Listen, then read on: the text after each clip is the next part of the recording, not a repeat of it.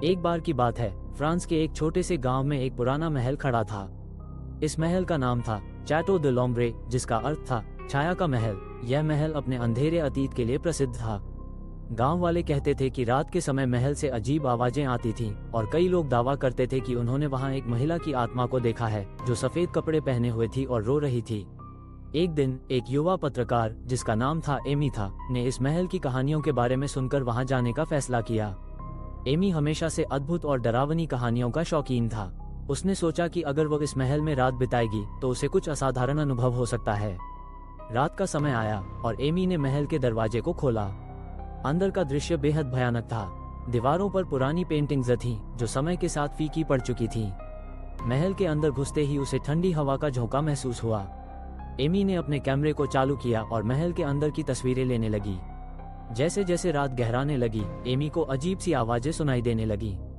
पहले तो उसने सोचा कि यह महल की पुरानी संरचना की आवाजें हैं, लेकिन जब आवाजें तेज होने लगी तो उसे डर लगने लगा।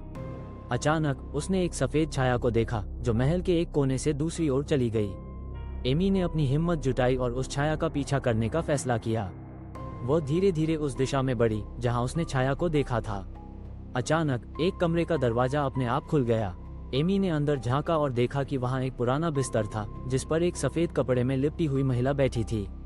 उसकी आंखें खाली थीं और वो बस रो रही थी। एमी ने डरते डरते उससे पूछा, क्या आप ठीक हैं? लेकिन महिला ने कोई जवाब नहीं दिया। तभी कमरे का तापमान अचानक गिर गया और एमी ने महसूस किया कि उसके चारों ओर एक अजीब सी शक्ति है। महिला ने अचानक उसकी ओर देखा और एक दर्दनाक चीख मारी।